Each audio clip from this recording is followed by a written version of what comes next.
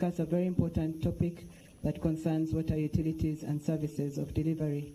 Father, we pray that you will be in our midst, lead and direct us. Let us leave this conference when we are changed people, ready to go and serve the population even better. In your name we have prayed. Amen. Please have your seats.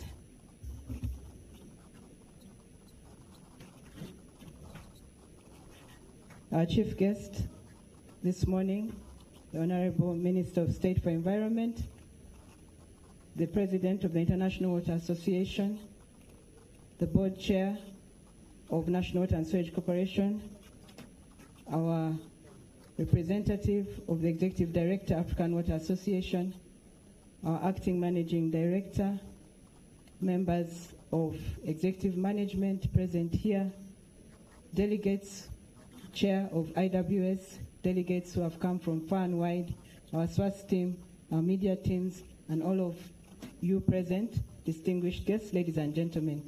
Without wasting time, I'd like to invite our school water and sanitation club members from one of our primary schools to give a short presentation that spices up not just culture, but also shows that children are part of what we are doing.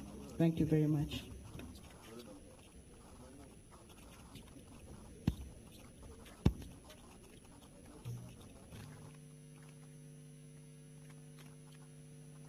As I told you in the beginning, we are making history.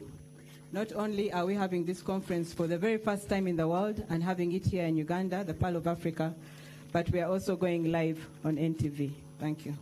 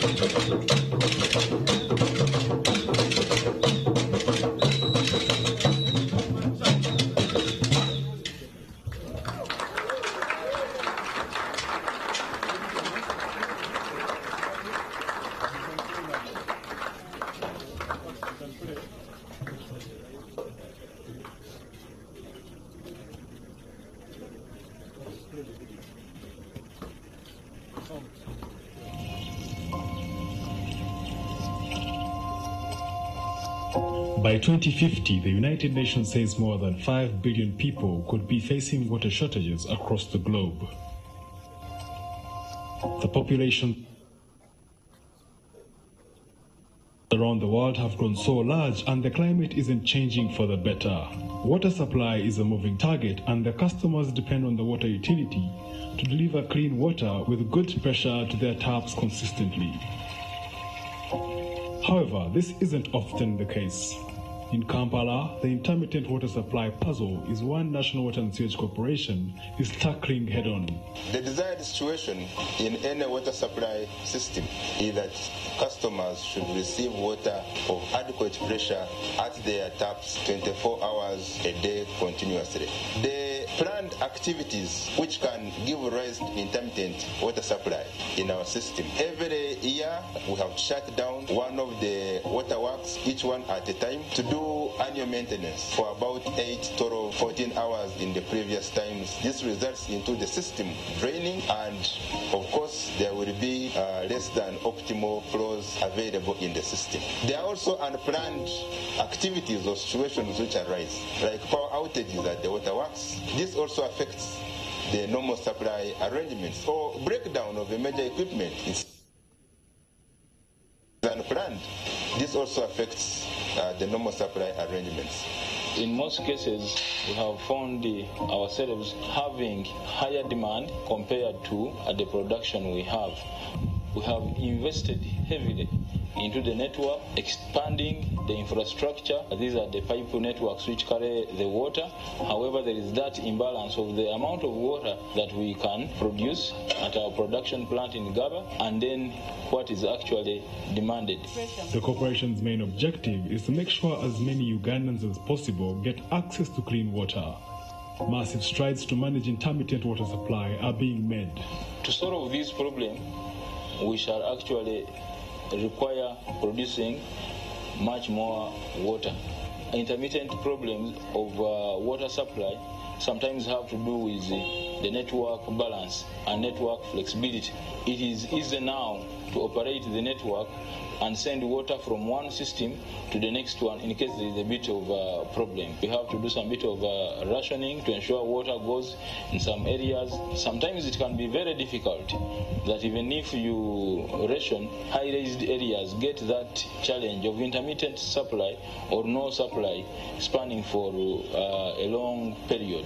We have adopted some mitigation measures. For instance, we have improved our in-house capacity to improve efficiency of our shutdown times by acquiring big drainage pumps that help us quickly evacuate water in the treatment units during the annual general plant maintenance. This has helped us reduce shutdown times from previous average 14 hours to now average 7 hours. We have installed standby generators at most of our booster stations in the distribution network. We have also strengthened our pump efficiency tests. We now do tracking of pump efficiencies And this has helped us to use a proactive arrangement to initiate pump overhauls and new equipment replacements. We have also improved on the interconnectivity within the water treatment plants between complementary stations like raw water pumping stations of two neighboring plants. So these are some of the key mitigation measures, understanding our system, and also help us to work forward in order to deal with interruptions, to secure more stable water supply most of the time.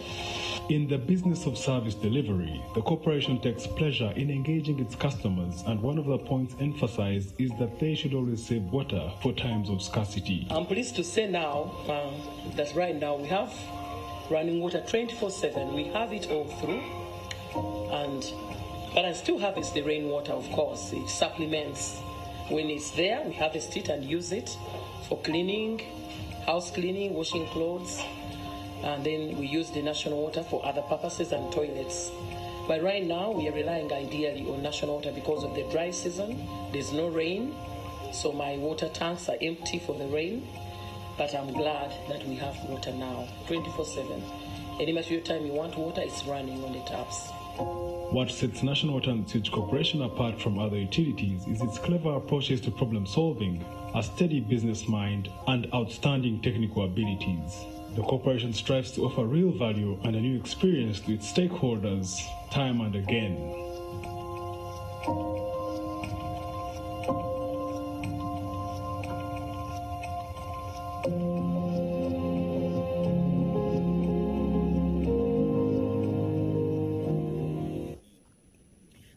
Thank you very much, media team. That just highlights a little of what is being done. Our chief guest yesterday, we started with a workshop that drew in participants from over 25 countries. We were about 75 and discussed yesterday the topic of involvement of the human resource capacity building and the customer. We were able to draw and agree that we need a mixed set of people to deal with intermittent water supply, amongst whom are the policymakers, the politicians, the customers. We also agreed yesterday that this is not just a problem of developing countries or low-income countries, but is a threat to even those who are developed. We were again reminded of what happens when disaster strikes, and we saw what happened in Haiti many years ago, what has just happened in Mozambique, and the fact that we still have a lot to do. We had the term introduced yesterday that many of our managers are firefighters trying to run around the place to handle the issue of intermittent water supply. And for some, we agreed that without the customer, this would be difficult because in many cases, the customers are the ones who tell us what to do. We started that day with the thought that maybe we just need modelers, hydraulic engineers, planners, and then we realized no. Even the lower cadre staff are very important. The plumbers, the guys who are actually turning the valves around. The engineer may sit in office and not know that the plumber has turned the valve the other way, hence creating intermittent water supply. We also agreed that there is need for more infrastructure development because yes, the demand, and particularly in Africa with high urbanization, this is a problem. We also put on the table the fact that we need the electricity company. And I'm happy that this morning we have UEGCL here with us because for many plants across Africa, when the power is turned off, it means that the water is also turned off. As we discussed, in our midst, we had a banker. And the banker from Opportunity Bank in Uganda said he had heard about this conference and he did not want to miss the opportunity of being able to finance some of the developments that are required. So we had a very good day. We came up with some very good buzzwords, and we agreed that as utilities who are present here, we are going to change our corporate brand. We are not going to be known for no water. We are going to know that everybody matters. With that, I would like to welcome Bambos Charlambos, who is the chair of the Intermittent Water Supply, to give his few remarks. Thank you very much. Thank you, Rose. Thank you very much. Good morning, everyone. Excellencies, distinguished guests, dear participants, ladies and gentlemen. On behalf of the Intermittent Water Supply Specialist Group of the International Water Association, it gives me great pleasure to welcome you to this very first conference, which focuses exclusively on intermittent water supply issues, aiming to advance knowledge on intermittent supplies. IWS 2019, as is known, is the first in what we are hoping to be a series of biennial conferences specializing on the issue of intermittency, and is organized by the IWA Intermittent Water Supply Specialist Group and hosted by the National Water and Sewerage Corporation of Uganda. IWS 2019 conference will provide an opportunity for water researchers, engineers, experts from academia, industry, governments, and water utilities to exchange knowledge, information, and ideas and expertise on how to improve conditions under intermittent water supply and on how to develop methodologies to improve and ultimately transition from intermittency to 24/7. We need to realize that it cannot be done over a day, over a night, over a few weeks. Intermittent water supply, improvement of intermittent water supply, it's a process, and we have to go through it and sustain the gains of improvement. Intermittent water supply occurs mainly in middle and low-income countries. But as Rose pointed out, there is an imminent threat that intermittency can happen in countries that they have 24/7. And we've seen examples of this happening. So we have to be ready. It does affect a lot of people. And from a statistical analysis, which we have done, and it's a desktop analysis, desk study analysis, we've come up with a figure of over 1.3 billion people that have piped water or premises do suffer from intermittent water supply.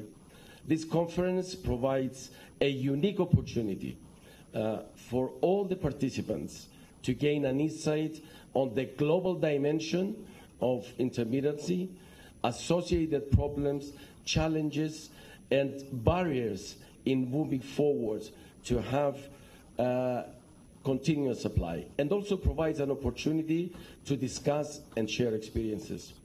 Over the next 2 days, as I have mentioned earlier on, we have excellent presentations. We have presentations from all over the world, 17 countries, 29 presentations touching on many subjects: the problems, the challenges, the barriers, the way forward. So there is a lot to be done over the next 2 days, and I hope we all work together for a very fruitful result at the end of the day. Also, the conference is hosting a specialized exhibition. You will see it on the grounds here of the conference center. So please take your time and go and visit the exhibition. On behalf of the IWS Specialist Group, I would like to express my thanks to the members of the Program Committee for their work in producing the technical program. And believe me, I think it is a very coherent and a very comprehensive program.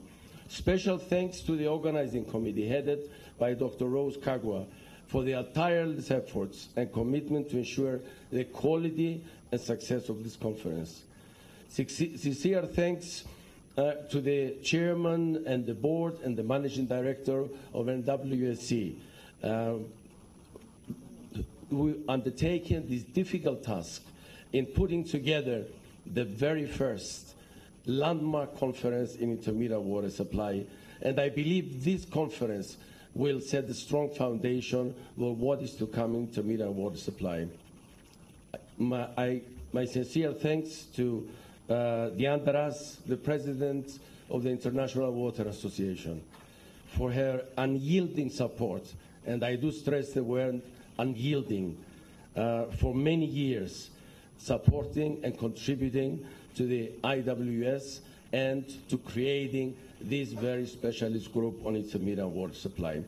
Finally, thanks to all of you for taking the time to be here, for crossing oceans and continents, and I wish you a very fruitful deliberations over the next 2 days, and enjoying Kampala and Uganda, the Pearl of Africa. Thank you all for being here.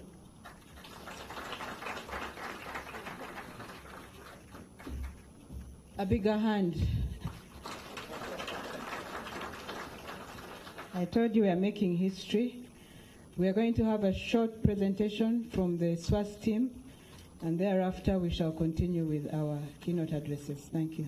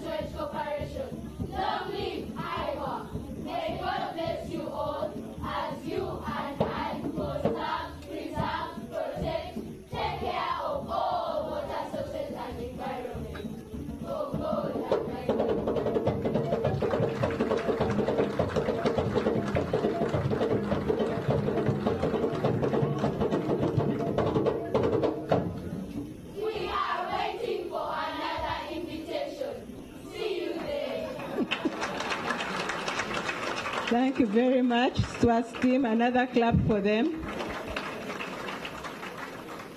Thank you very much, boys and girls. I normally don't get emotional, but when they mentioned that 30 years from now, they'll be here, tears actually came to my eyes, because that's the future. They are our future.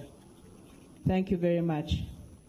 I would like to now call upon the representative of the Executive Director for the African Water Association, Dr. Simeon Kenfak, who is the Director of Programs at AFWA, to give his remarks. Welcome.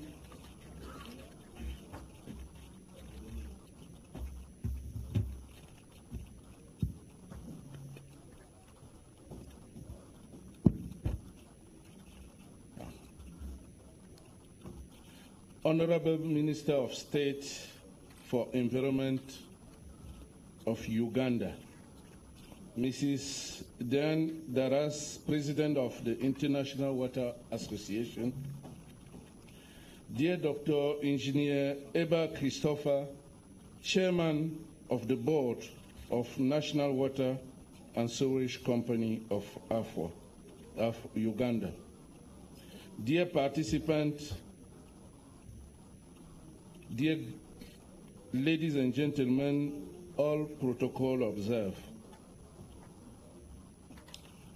Before I will come later on the themes of the day, please allow me to stand representing the Executive Director of AFWA, the African Water Association, to acknowledge the leadership of Uganda through National Water and Sewage Company and his Managing Director, Dr. Engineer Sylvain Mugisha, who, in his capacities of AFWA and our Vice President and Managing Director of one of the leading utility of this continent, with this, he has been able to make possible for all the thinking tank of Iowa and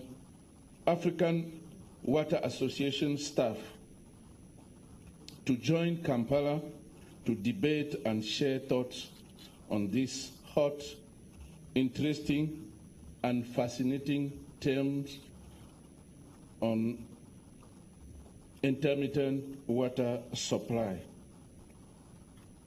With this happening for the first time in Kampala, Uganda, the same city who will, in few months, host the 20th AFWA International Congress of an exhibition, marking the 40th anniversary of AFWA. I think with this, it is the first step toward the big event. At this occasion, AFWA and the entire continent are honored, and we can express the hope that this session will not be the last for our friends joining AFWA in such initiative, but at this is just the first. We can expect our organizing at least 3 more editions here in Africa on this thematic before stepping to another continent, as we all consider intermittent water supply in our continent as a problem, but also a solution to the problem of supplying water to all in the continent. This said, Honorable Minister, dear participant, dear guest, I will later come back again on this floor to illustrate this problem and solution, as I said earlier, using 3 case studies from Durban in South Africa, Abidjan in Cote d'Ivoire, Accra in Ghana, and we shall later discuss on the thematic. With this, ladies and gentlemen, I expect the debate will be fruitful, and I thank once again Iowa and NWSC for this opportunity. Thank you very much.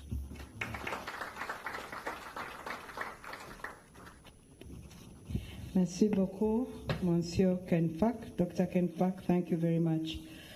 I would like to thank our sponsors and exhibitors. We have 12 Kagan partners: Coca-Cola, Uganda Electricity Generation Company, WorkTech Africa Limited, Kenya, KCCA, Kampala Capital City Authority, Uganda, Roofings Limited, Uganda, Multiple Industries, Uganda, Davis and Shutcliffe, Uganda, Junaco, Tanzania, Molstar Industries, Uganda, KSP Pumps Limited, Kenya, Protea Chemicals, South Africa. Thank you very much. I would like at this point in time to invite Diane, the President of the International Water Association, the first woman president, to come and give us her remarks.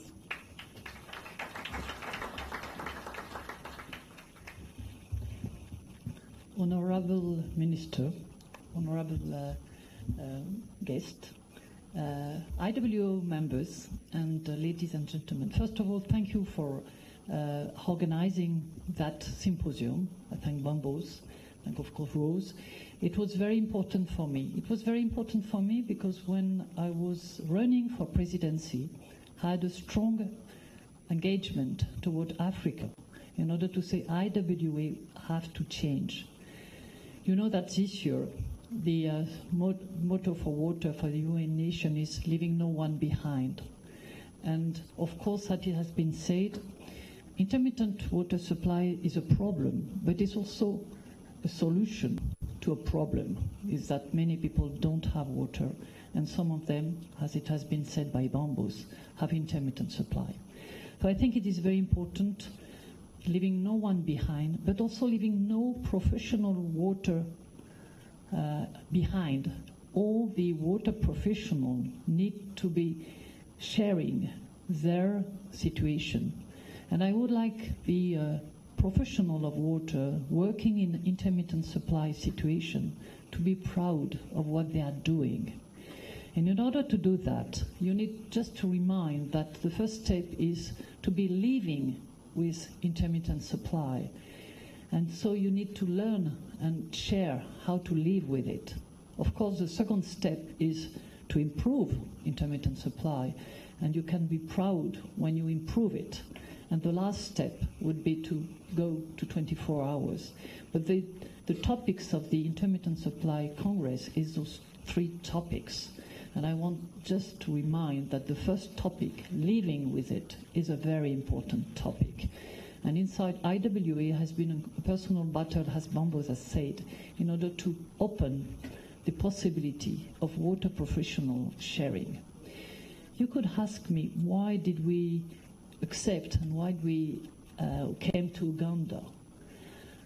I think when you see what has been done this morning, intermittent supply is an holistic problem. You need to tackle lots of topics: governance, awareness, and being able to teach to young people what water means.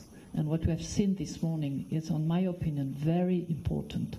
If you want to tackle intermittent water supply, you need to have also your clients inside, and the people and the population.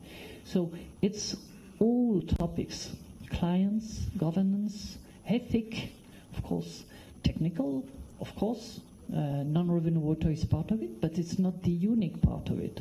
So it's in itself a global thing we have to tackle. And we need, inside IWA, more and more people who understand what is the problem and how you can live with it, how you can improve, how you can share. So I had a dream 3 years ago, which was to build the specialist group and 2 years ago, it was decided to have a specialist group. So then we had with Bombos a dream to make the first Congress of the intermittent, and today the dream is there. So I'm going to share with you my next dream. My next dream is to build a kind of academy. If I go back to IWS, say I want to build an academy on intermittent supply, I'm sure I will have lots of people saying you are foolish. But you have an academy of medicine. You have doctors. And all of us, we don't want to be ill. But if we are ill, we need to live with that. So we need to learn how to improve, how to manage. So an academy of intermittent water supply is in a certain way a necessity. And the academy will develop masterclass with HAFWA. How do you work in that case? And we would probably have masterclass on how do you do non-revenue water in intermittent supply situation. How do you manage clients in intermittent supply situation? How you develop awareness in intermittent supply? How do you have alternative way to give water whereas you have intermittent supply? So it's a whole topic, and I'm really proud of you being there, because you understand that it is important, and you can support, and you can really, I will still fight, of course, inside IWA, but alone I can't do that, and I need really you. And I thank a lot National Water Corporation for its support and its example, because it's by being there, by sharing where the topic is, that you can really understand how important it is and how important it is inside IWA. Thank you a lot for being there, and I will stand all the day and listen, because I myself have to learn a lot about that. Thank you very much. Thank you very much, Diane. She now tells us that she has retired from Suez Environment, and she has worked in so many places as an engineer, but she's still ready to serve us. At this point in time, it's my honor to welcome our Acting Managing Director, Mrs. Sylvia Arinitwe, to give her opening remarks, and she'll thereafter invite the chairman. Thank you.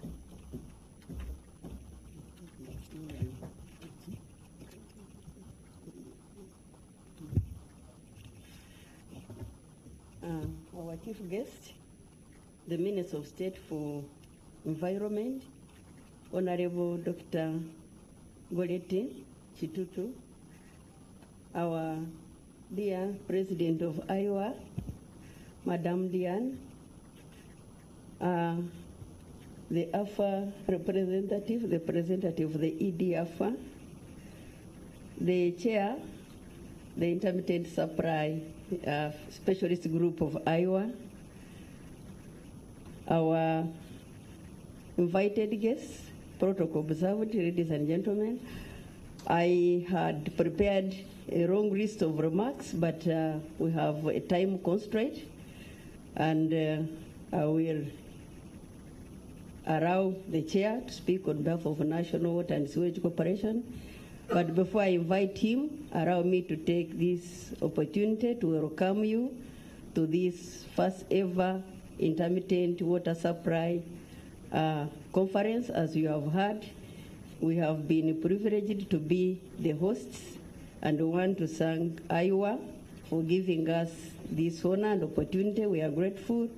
We don't take it for granted. We know many people would have loved to host it, but it's us that you chose, and we want to thank you. As you saw in the video clip, this is a challenge that is facing most of our utilities, national water inclusive. And therefore, I want to invite you to give your time here dedicated to discussions, sharing ideas and experiences, and let us come up with a solution how we can deal with this challenge that is facing our countries. National Water have tried to do a number of efforts in that direction, as a video clip showed, and my chair will be highlighting more on what we are doing, but we are together. We shall support you and ourselves as we discuss and tackle this challenge, so that by the end of this conference, we have solutions and take-homes that we can go and implement and probably make the situation better. Thank you, the organizers of the conference. So far, so good. We are grateful, and please let us give it our best. And I take this opportunity to invite my chair to give his remarks, and then invite our chief guest. Thank you.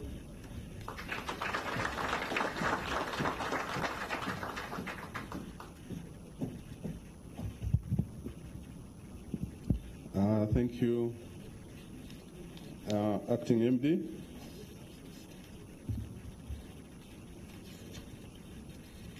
Dr. Sylvia Alinaitwe. Our guest of honor, the Acting Minister of Water and Environment, Honorable Dr. Chitutu, our President, Madame Diane, executives from AFWA, ladies and gentlemen in your various capacities. Allow me, on behalf of National Water and Sewage Corporation, to welcome you not only to this conference, but to Uganda in general. In Uganda, as you can see, we have very good weather, although recently it has been a little bit hot. But before you move out of Uganda, you'll find it has started raining, and we are always green throughout the year. But above all, I want to thank the Iowa President, Madame Diane. About 3-4 years ago, we met in, I think, Lisbon. She was campaigning to be the president of Iowa.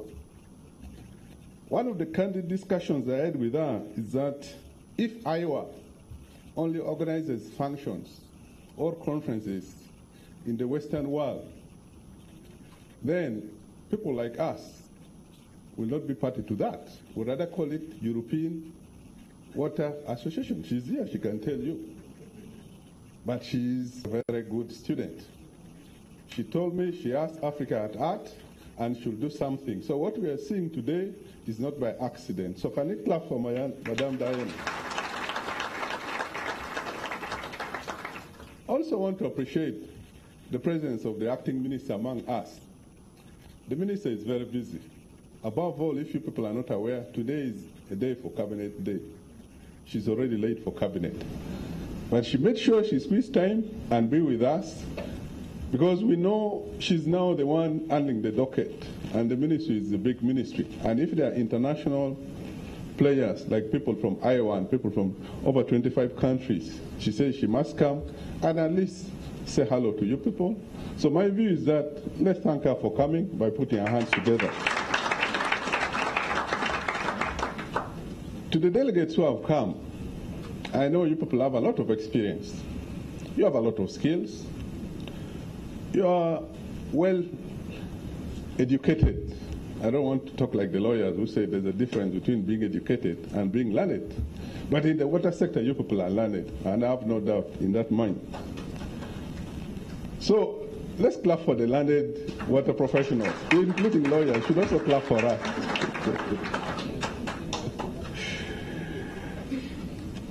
Now, what does a customer want? We are all here to serve the customer. A customer wants water at his or her tap 24/7, 24 hours a day. But we as professionals, we have not been satisfying this. We have been having what they call intermittent water supply. This is not acceptable. And that's why Iowa last year, when we were in Tokyo, thought it wise that we should have a specialized conference on intermittent water supply, so that whatever our customer gets is not only clean and reliable water, but water on a continuous basis, 24/7 throughout the year. So the idea of coming to here is not by accident. It's for solving one of the biggest challenges in the water sector. And I have no doubt that all of us here, with the different skills, knowledge, and experience we have, we are going to have the best solutions, so that tomorrow, by the time we go, we should be having practical solutions. Before we came here, we were discussing with the Iowa president, said, why don't we have a sort of, whether we call it a master class or an academy for intermittent water supply? Because it's a real challenge. It's a real challenge, not only in Africa, even in Asia, Latin America, It's only a few places in Europe and places like Japan, Singapore, which are a little bit safe. It is a real challenge. So we need to have, this is just a starting point, we need to have a good basis on a continuous way so that this problem becomes history forever. Our guest of honor, National Water, we are taking this challenge head on. We have both the corporate plan and the strategic direction, which guides us on how we should move. In one of our main areas in the strategic plan is that we should have 100% water service coverage. Everybody should get water all the time, not only some few for some time. We also do things like green economy. We are planting trees. We want to make sure the water which we get is on a continuous basis. One of the challenges where we get intermittent water is that we don't have enough water. So we end up rationing, and the customer doesn't want to listen to that. We also taking ways in order to be resilient to climate change. Because if you don't do that, tomorrow climate change will push us off. You have already seen, rarely did you used to get the temperature of Uganda going beyond 30 degrees. But Kampala now, 35, which is very rare, you know. So those are the effects of climate change. We're also using smart technologies. We want to make sure all our systems, as much as possible, we avoid duplication. If there's already a platform working, we adapt onto that so that we cut on costs, we pump more water, we send it to people, we collect more money so that we service more people. We also have business continuity and sustainability. So once we pump more water, we serve more people, we collect more money, then that cycle continues. These are the approaches we are taking at the strategic level and operational level. We also practice good corporate governance. At the board level, what we tell management is what they should do. Then management will tell us how it should be done. We don't go and start doing each other's job. And that is the basis of corporate governance. And also good corporate citizens. There are certain responsibilities which we provide to the community, which helps in reducing intermittent water supply. Above all, we don't forget about our human capital and capacity development. We keep training our people. That's why when Madame Diane from Iowa says, why don't we create a center of excellence or an academy here? I said, why not? We have already created a skills development center at a place called Gaba, which you people should have gone to see, because we realize there's a difference between the knowledge we get in universities and colleges and the actual way of doing things. You know? So we are bringing all those together so that at the end of the day, when it says there's 100% service coverage, it is a real, and it is for 24 hours in a day, 7 days in a week, 365 days in a year. And we are doing this thing with the help of the government. The bulk things is the government and the donors which help us do it. But the small extensions, we are using our own reserve.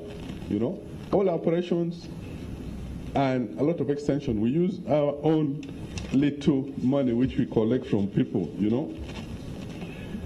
And we have even gone ahead where we think we cannot supply water to every home. We have public standposts so that the community there can still be assured that as and when they want water, they can go and fetch it at a reasonable cost of 25 shillings per jerrycan.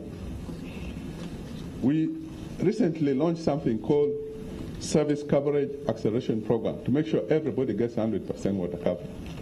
As we talk now, Honorable Minister, we have covered most of the urban centers which are mandated to us. We are now going to the peri-urban. And within the end of next year, we shall have finished what we promised government. We have also gone further and said, look, the young generation, if you leave them, you don't have a future tomorrow. You heard they were playing here saying 30 years they're going to be in opposition. That's a fact. Because 30 years ago, I was also not the chairman of the board. You people are not in your positions here. You know? So that is the fact of life. So unless you prepare them, it becomes difficult. So we have what we call young water professionals, which are very busy. They are championing even the planting of trees. Last year I gave them a target of 1 million trees. As I talk now, Honorable Minister, they have planted over 900,000 trees. We need to clap for them for that.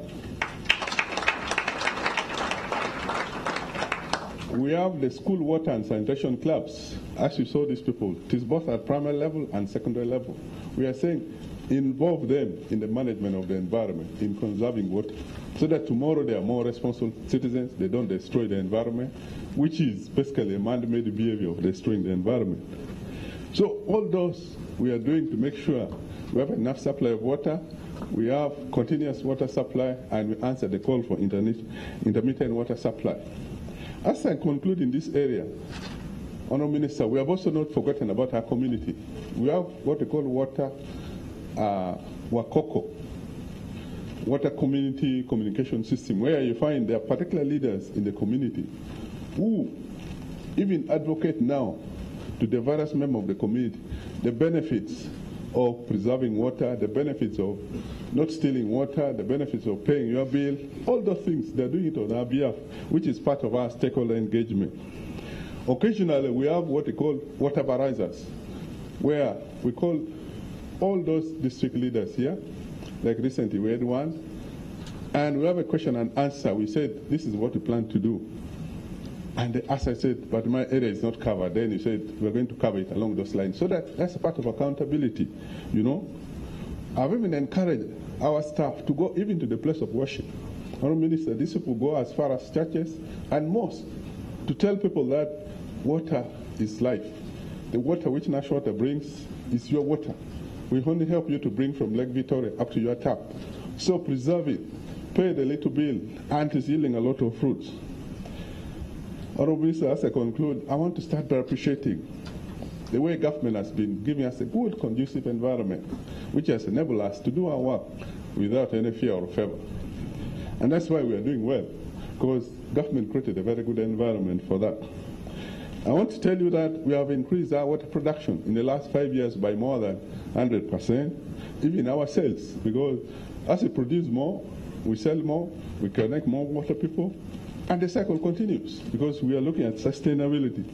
The coverage, as you are aware, increased from 23 towns in about 5-6 years to over 250 now. And that is not by accident. It's as a result of proper planning. Why don't you clap for that? We also have an external service unit which does consultancies, building capacity of other countries. We have been doing a lot of work, whether in Bangladesh, in Nigeria. One time we were even in the Caribbean, you know. So there are many places, and this is how we share ideas and we bring each other up, so that at the end of the day, we are making sure we are contributing to humanity. There are a few challenges, but as indicated, we are addressing these challenges. Things like climate change is a real thing. Things like other people destroying the environment. Things like non-revenue water. You know, in other places, non-revenue water is only technical. But in Uganda, at times, other people also get water illegally. You know, so those are some of the challenges. But we are tackling them head-on, and we make sure we are up to the challenge. That's why we can talk authoritatively that we have increased from 23 towns to over 250. We have supplied water to most of the urban areas. We are now in peri-urban areas. Once more, as I conclude, Honourable Minister, I want to thank you for coming to grace this occasion. I want to thank IO again. I want to thank all of you for having time to come over here. I want to thank the organizing committee for doing a good job. And I don't want to forget about our kids who have been really entertaining us with very good information. And I hope by the time we finish here tomorrow, again, once more, intermittent water supply theoretically should be no more. It is only practically where it might be a challenge.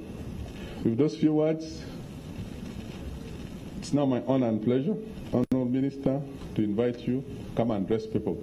But before you come, let these people also clap for me for a good job.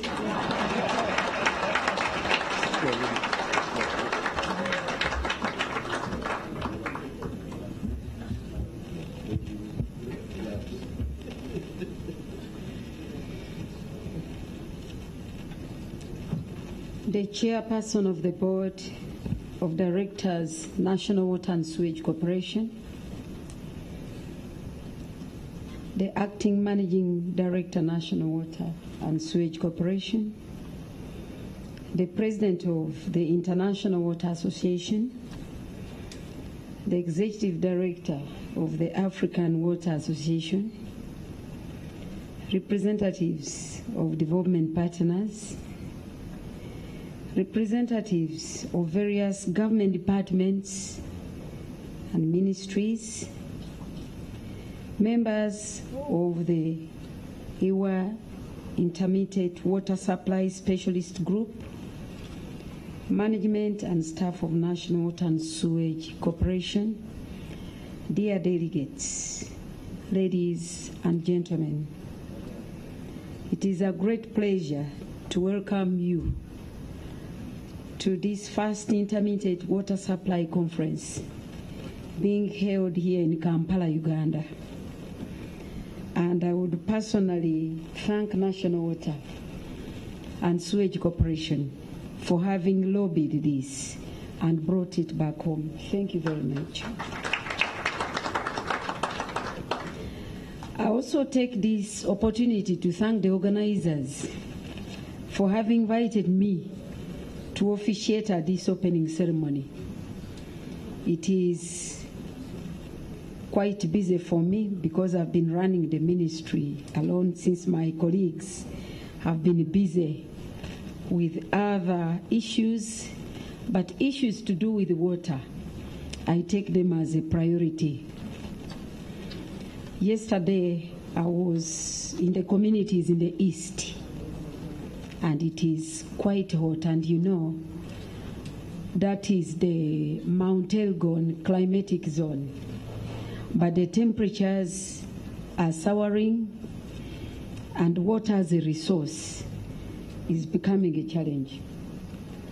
So whenever I am, communities actually, they themselves are now requesting us that government should come up with measures to see how we counter climate change.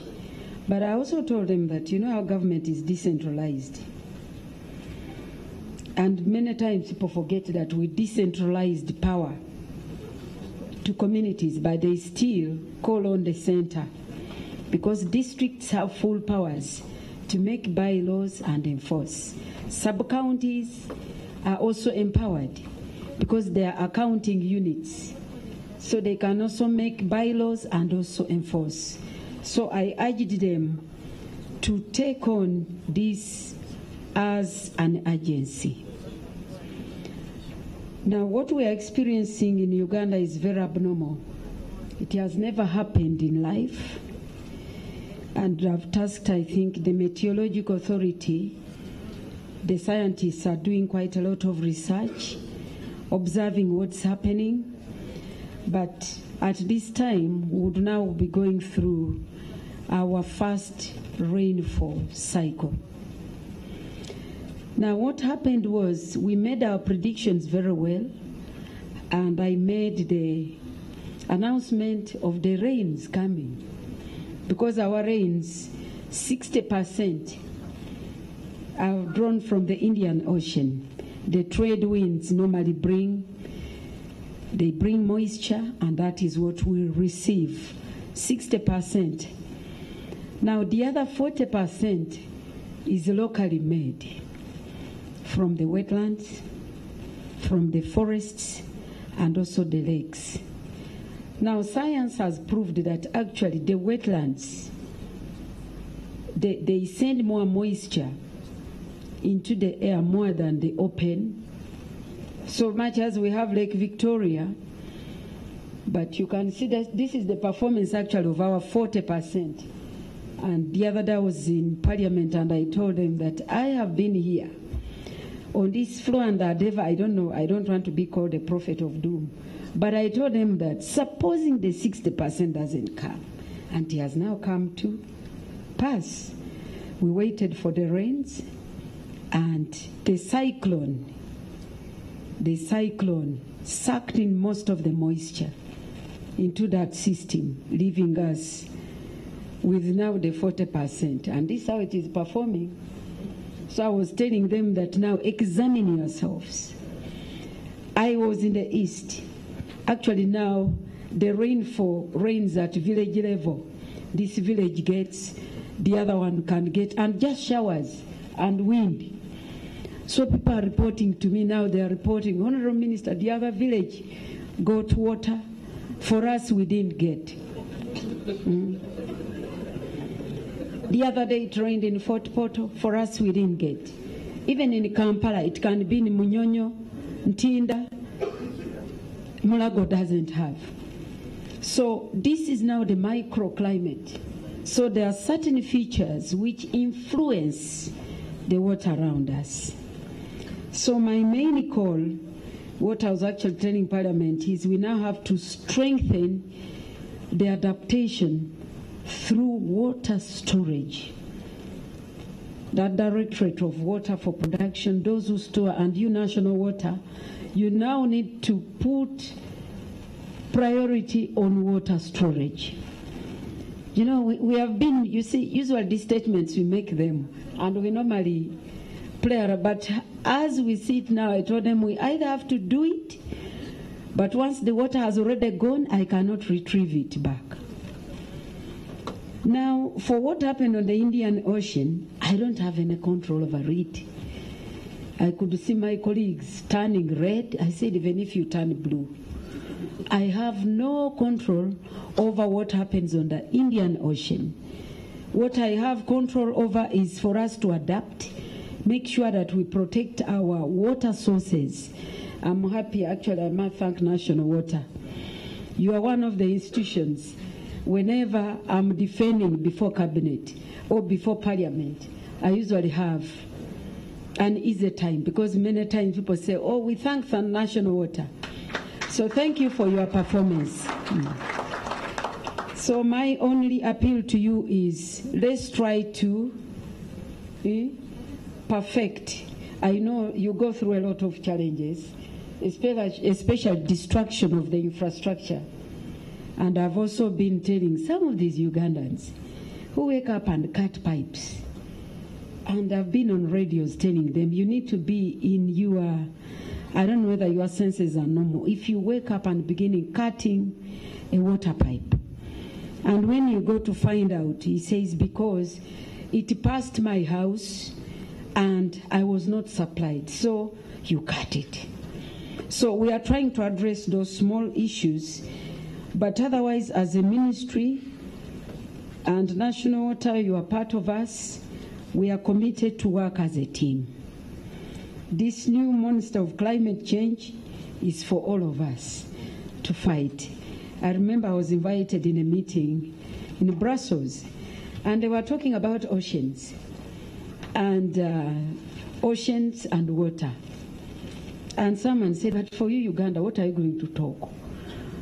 Because you don't have an ocean, neither do you have a coastline. But you can now see, I told them no, 60% of the rainfall we have in Uganda is from the ocean. And now we don't have it. We are actually not really performing very well. So that's why when we talk of climate change, everybody should be brought on board. Though we should not leave anybody behind. And everybody should be put to task to comply. We've been called in these COPs, COP24. We normally set rules. Which rules are these which even have no penalties? Rule books and rule books. Now we've set another one. Those who will defy, we again go back to COP25 and we don't have any penalties. So I'm wondering whether I should believe in these rules, because we defy them ourselves and we are the ones who are paying the price, especially the developing countries. Now, government through its different agencies and line ministries have implemented a number of projects, and I must thank National Water for the SCAP 100 project. This has greatly improved water supply. Actually, as I speak now, I think National Water, you have now moved away from urban. We are now taking you to the villages, because we are looking for institutions that are efficient. But we are also trying our best to teach the communities to learn how to also pay little as they take the water. Because, you know, we have this belief of wanting everything given free, but slowly they are changing and they are coming up. I've looked through the program for this meeting, and I'm delighted to note that the meeting addresses the critical intermittent water supply challenges. And I believe that by the end of this meeting, you will have come up with solutions to what we are experiencing as nations. And as I end, I wish to welcome all those who have come outside the borders of Uganda. We are still the Pearl of Africa. Apart from a few incidents you hear, Uganda is very safe.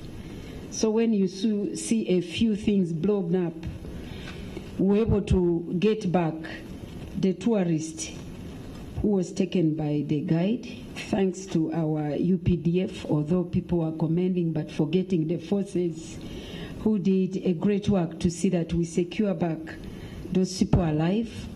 So Uganda is safe, and as a government, we are doing our best. And we are praying for those who don't love us. And we know God will change their hearts, because why should you go and pick tourists who are innocent and have come to visit a peaceful country like Uganda? We are peaceful with our neighbors, and we are very accommodative. That's why we have the refugees. We are not a rich nation, but we share the little which we have with our neighbors who are in trouble. So that is Uganda. And when you move, and for us, we don't revenge. If we were to revenge, I think we wouldn't have South Sudan refugees here. But we are people who normally, we are godly people. So you are welcome to Uganda. And with these few remarks, I wish to now officially declare the first intermittent water supply conference open for God and my country.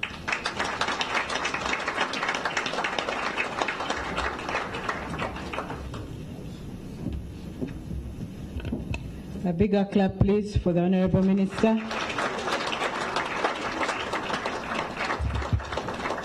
Honorable Minister, thank you very much for those words of wisdom. As I said at the beginning, we are live on NTV, and as we proceed to the next phase, we are going to have the media team interview the Honorable Minister, the Chairman of the Board, the President of IWA, ED of AFWA, and Acting MD. They will take leave for a quick interview. We are going to ask that we allow that to happen so that they can be put on media very fast. The media team, you need to follow the minister because she's going down. And you interview her from there. You have to be fast. She's going for cabinet. As they try to catch up with her, we have heard a lot, and I believe this sets the pace for the 2 days. We're asking that you do remain behind for the 2 days, especially our team from National Water. Don't disappear. After the break, we're going to go down, have a break, open the exhibition, and come back for the real business. I would like to ask the owner of car registration number UBD 504H, UBD 504H, to see the security team at the gate. Now, we have someone who's going to do a vote of thanks in the absence of the big people, and then we proceed for a group photograph. By that time, I think the interviews will be done. We'll take the group photograph down before we open the exhibition. So I'd like to invite Jackson Tuyahurira to give a very quick vote of thanks, and then we shall proceed. We shall proceed through this exit for the group photograph, which will be downstairs. Jackson.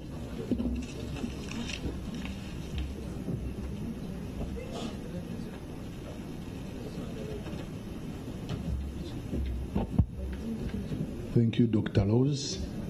I think my task is very simple: to appreciate you for coming. I thank the Honorable Minister in absentia for officiating on this important function.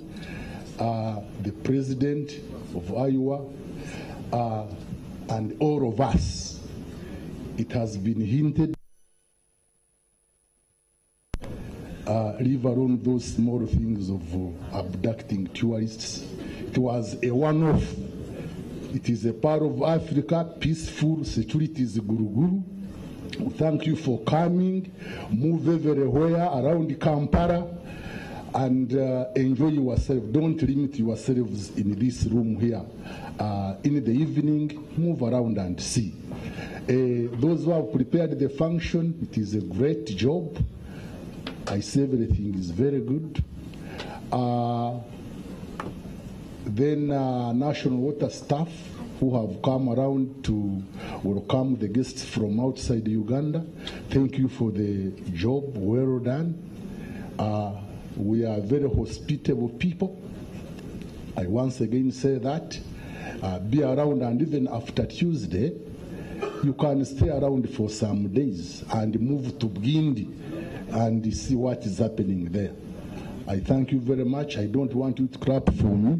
Mine was simple, just thanking you, but you may clap anyway. Thank you. We'll meet in the next session. Thank you. So we are going to proceed through this side to allow the media team to interview. You go downstairs and the photographers will arrange us as we wait for our chief guest to join us for the photograph. Thank you.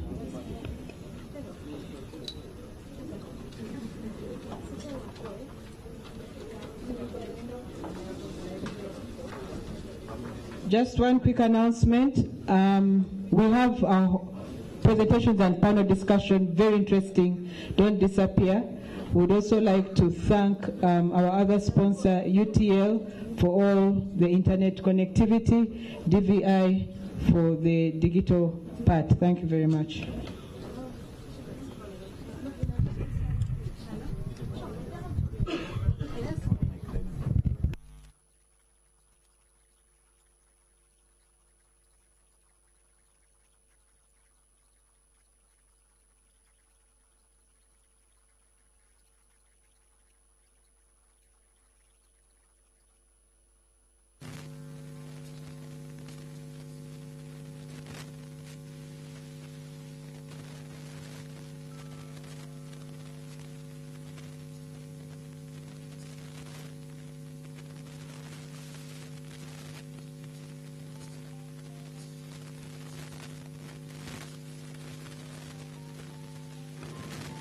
Ladies and gentlemen, I'm just being reminded, please make sure you're back in this room by 12 o'clock.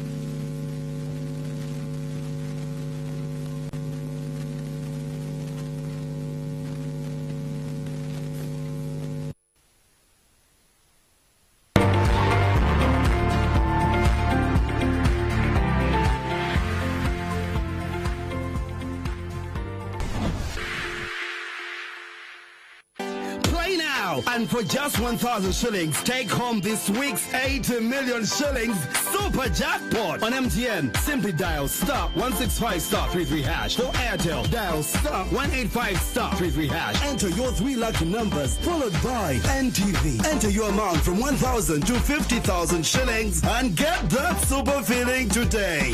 Super free.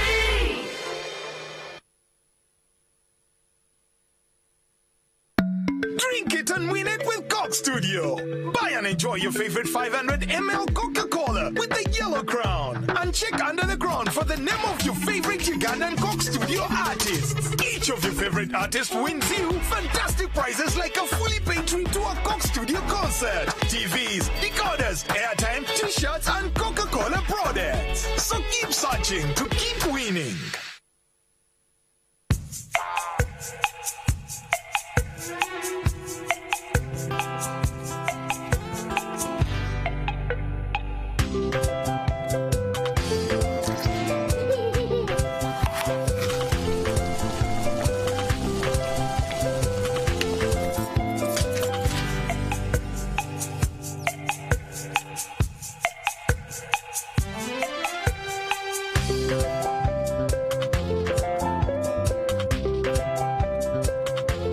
Today is a special day with Santa Lucia.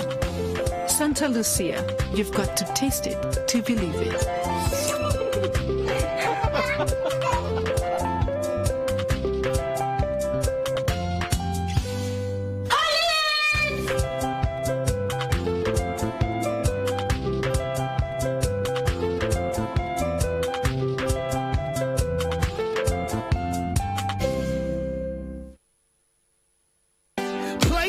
And for just 1,000 shillings, take home this week's 80 million shillings super jackpot. On MTN, simply dial star 165 star 33 hash. For Airtel, dial star 185 star 33 hash. Enter your 3 lucky numbers, followed by NTV. Enter your amount from 1,000 to 50,000 shillings and get that super feeling today. Super free.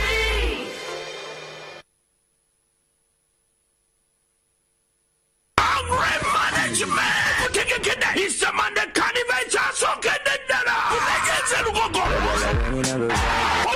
Camino, June Blanca, Fresh Kid, Fit Jamaica, Wisdom, Cindy, Nina Rose, Muji, Fefa Busi, Lydia Jasmine, Livingston, Big Eye, Melody, MC Zamakami, Esco, Nimrod, Young Nice, Homeland Yanda, Coca-Cola, Gina Guamu, Senior Kumi, Atomino, Kumbitano, Oginam Torgumo, Yay Baby, Tuare, Sato, Intermission Center, Kampala, Zimba Logistics and Hardware, PG TVS, Coca-Cola. Everything you want, Hungry Management. Drink it and win it with Coke Studio. Buy and enjoy your favorite 500 ml Coca-Cola with the yellow crown. And check under the crown for the name of your favorite Ugandan Coke Studio artists. Each of your favorite artists wins you fantastic prizes like a fully paid trip to a Coke Studio concert, TVs, decoders, airtime, t-shirts, and Coca-Cola products. So keep searching to keep winning.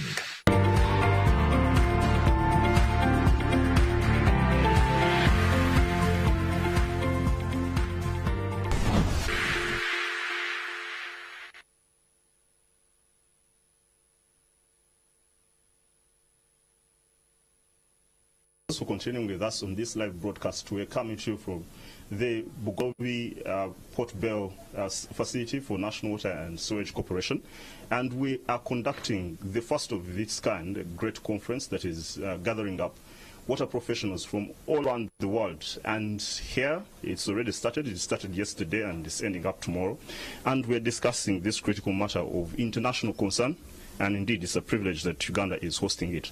Just on the side show, out of the conference room, I'm getting into a discussion, just a short interview focused on this particular matter and about especially the essence of the conference, hosting exclusively the Honorable Minister of State Minister of Environment and Water, Honorable Mary Goretti Kitutu. Honorable, you're welcome for this just exclusive discussion. And right here on my right side, I have Dr. Engineer Christopher Bao, who has made an introductory remark at the open forum of the conference, Board Chairperson, National Water and Sewage Corporation, Uganda. Welcome. Okay, just Honourable Minister, focused on this particular subject of the water consistency supply for the nation. What is the vision that the government of Uganda is having? Of course, you're the representative main frontline minister, asset minister with the ministry, of ensuring that this vision is realized, 100% water supply across the nation, 24/7. Yes, our target is to have water supply at village level.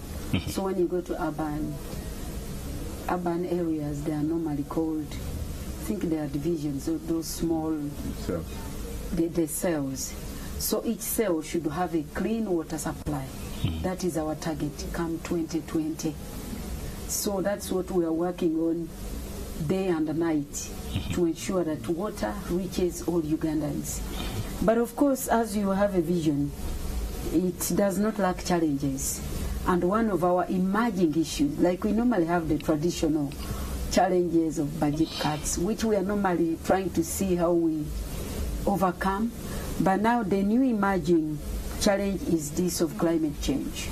As you all know, we are going through a drought which we didn't anticipate because of the cyclone in Mozambique. It has never happened in history.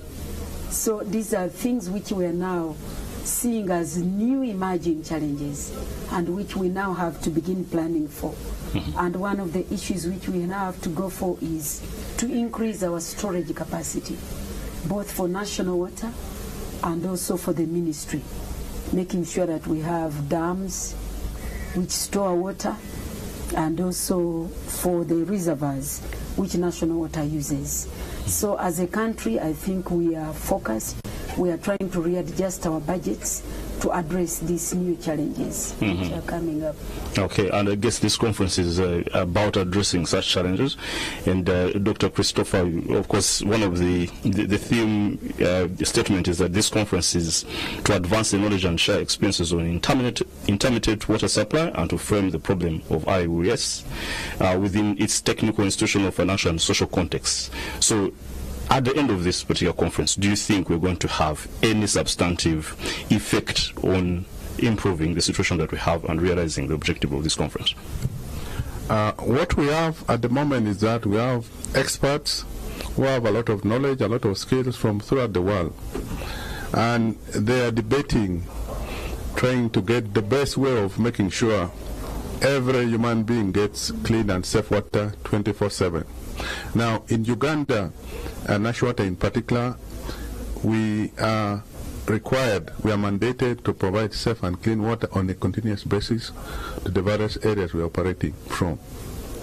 And we have been doing that, although there have been challenges. But at the end of the conference, these experts will give us better ways of doing things, because much as we have been doing very well, but we believe there are other people from other parts of the world, from International Water Association, who will give us better ways of tackling, so that tomorrow everybody in the urban centers and even peri-urban should be having water on a continuous basis, on a 24/7 basis.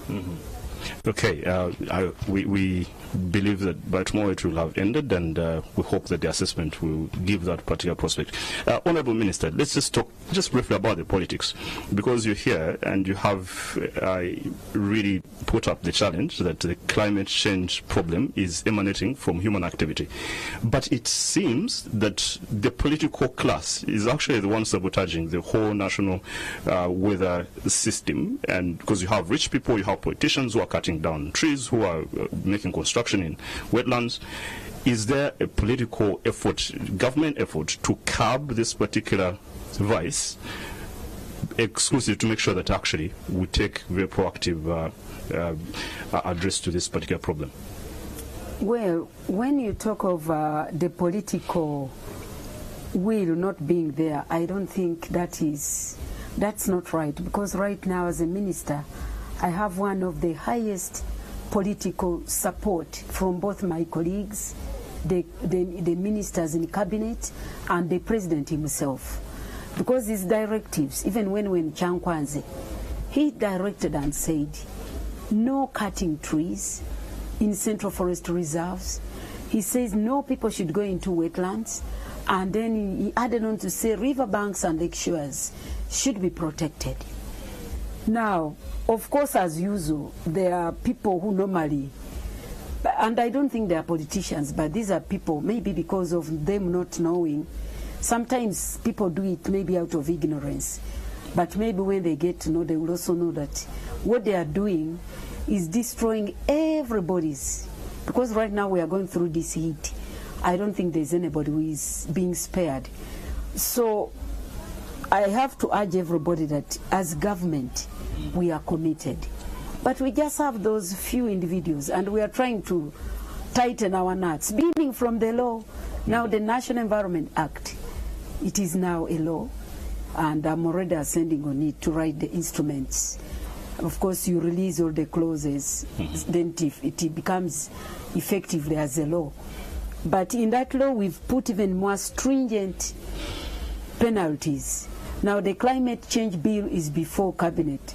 We've already passed it, apart from only 2 clauses which we are dealing with. And that one is even more stringent, because the least penalty will be 20 million shillings, and the highest will be 100 million. So we are now trying to even tighten by guiding the judiciary, so that we don't have this small which people pay off. Those are some of the things which we are going through. The culprits are taken to court, and the penalties are very small, 600,000. Someone just pays and is cutting the next tree. Now, also in the new bill, we are now putting in place, we are thinking of making institutions such as NEMA, NFA, and some of my officers in the ministry they can be under UPDF, like we have UA and URA, so that we can be able to save these ecosystems. Because now I've lost actually 5 staff in NFA. They were chopped in 2 pieces. So as government, we are preparing ourselves.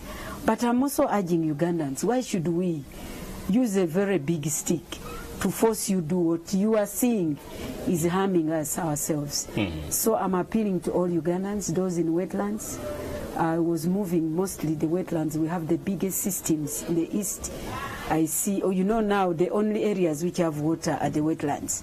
So people have converged in them, and that's where they are now cultivating. But that is very wrong. Would ask a question: that is government willing to evacuate these people? Yes, make sure that you reclaim those wetlands. Make sure that you reforestate the cut forests, so that you can be able to rebalance the ecosystem. Just 1 minute, please. Of course, for the Central Forest Reserves, those are protected under the law, and we are opening boundaries. So those people who got titles in Central Forest Reserves, the directive by cabinet is for them to be cancelled, and the area is allowed to regenerate or restore itself. Now we have areas where people acquired land titles in the 60s, like the case of Kabale in wetlands. Those ones government and people are willing for us to go there and restore. So we are working with the communities to restore. We have other areas. I have 3 farmers in Teso. This one acquired an area which is like a ranch, and they are also willing to surrender this area. I visited it. It has crocodiles and hippos. So we are likely to work with the Uganda Wildlife Authority, and we gazette it as a game reserve. So I'm also appealing to all Ugandans, those who claim ownership of wetlands, especially those who got titles before 1995, are the ones we can deal with through a compensation process. But those after 1995, the law is very clear. You are not supposed to be there unless if you have a permit. But right now, we have presided over NEMA, and the permitting process and the EIA process is now going to be in the new law. We have to really look at that. We may temporarily halt that process for the sake of what we are going through as climate change. Okay, much appreciated about that particular effort. So, Dr. Christopher, you have an exhibition at this conference, pretty exciting. I don't know whether it's open to the public, but you also have conference themes, living with IWS, intermittent water supply, analyzing and case studies on the downward spiral of IWS, improving IWS, providing a better better level of services under IWS conditions. So just one question, is the public invited to this exhibition, but also these themes, how competent are the people who are invited here to address them? Are they, and do you think the resource that will come out of them will be sufficient enough to get us the results we're looking for?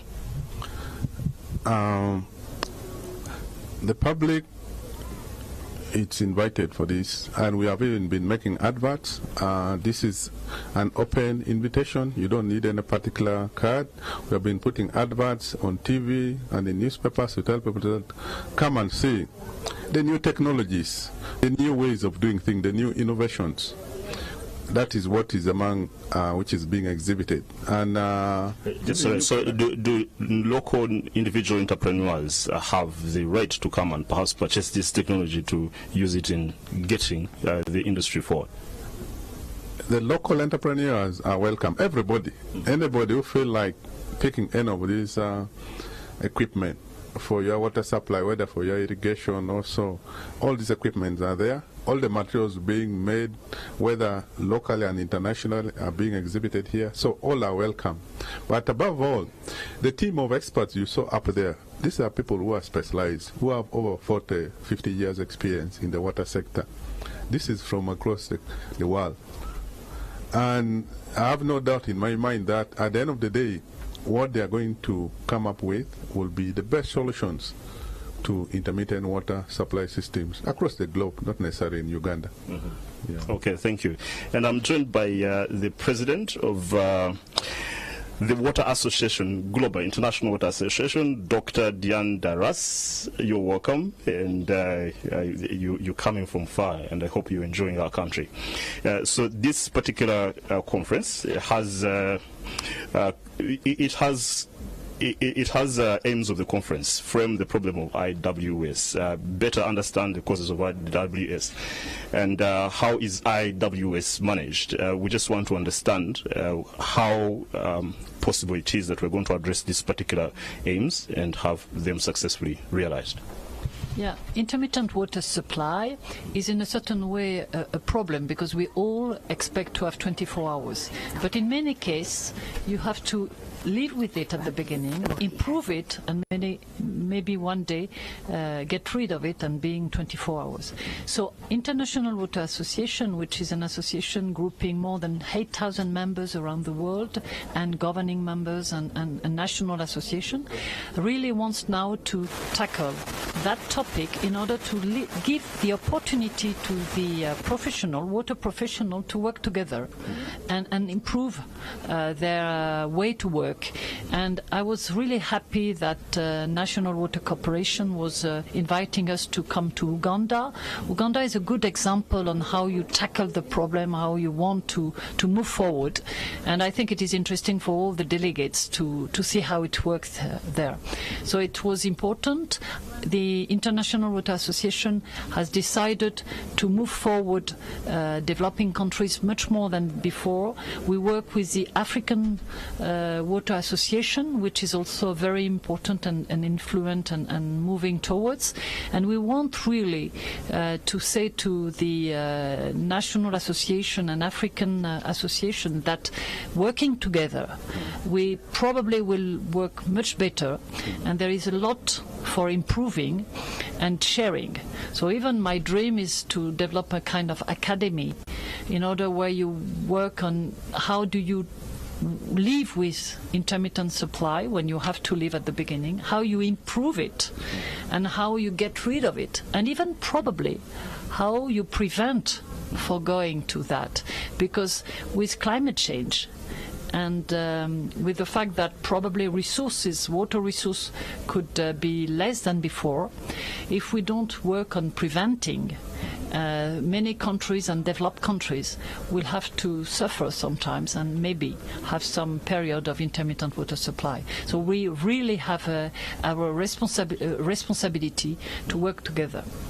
Okay, so the water supply system issue is now dependent on technology rather than on nature, because the counteractive situation that we have is that we have climate change, but we cannot sit behind or try to mitigate get it. We have to use technology in order to have water supply consistent.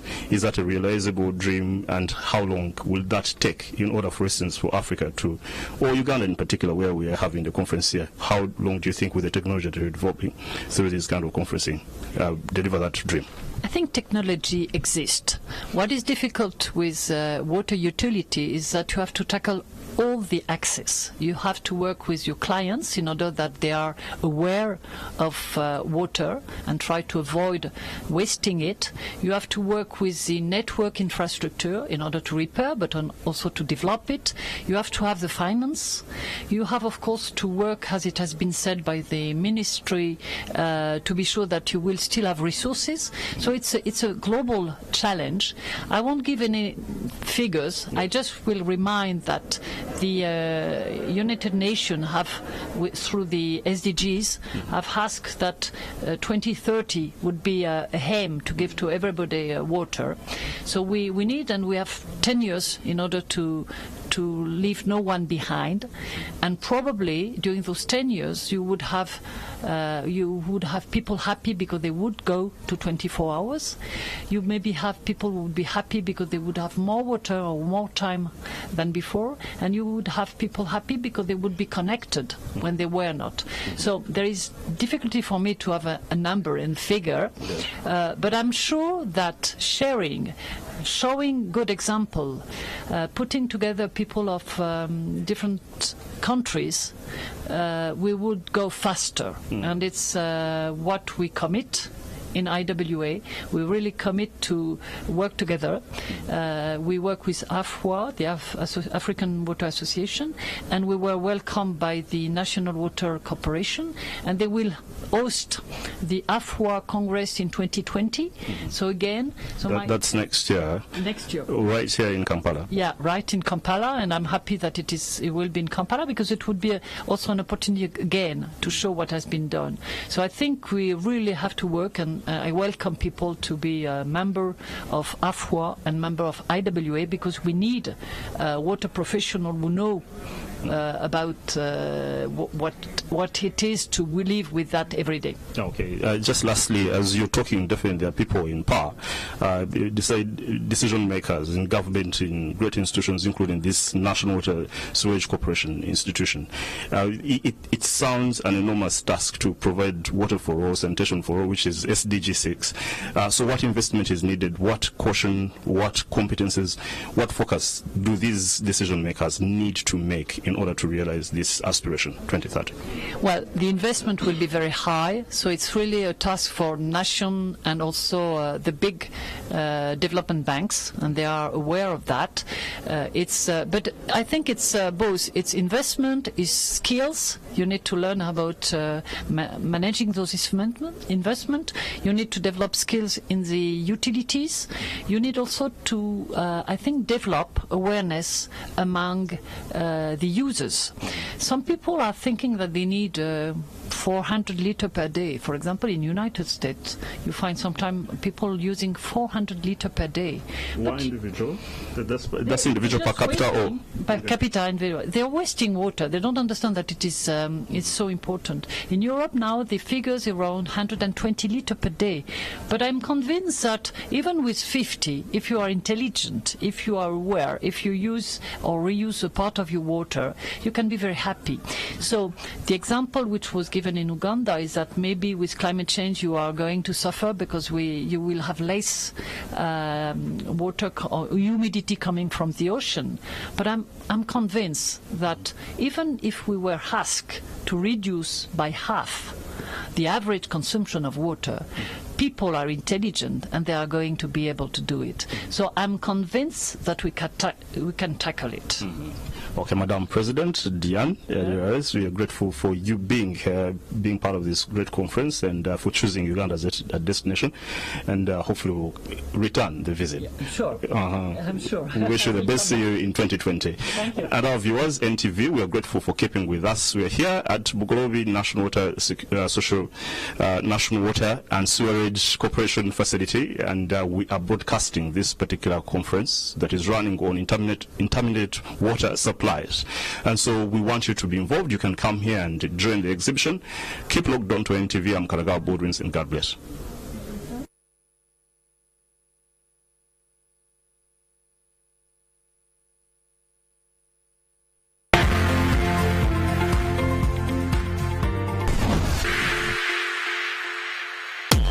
Nyagati kusiringiza okumiroka odeyo wakane super jackpot ey'obukadde 8 ku Sunday eno okuzanya ku MTN nyiga star 165 *333# ate ku Airtel nyiga star 185 *3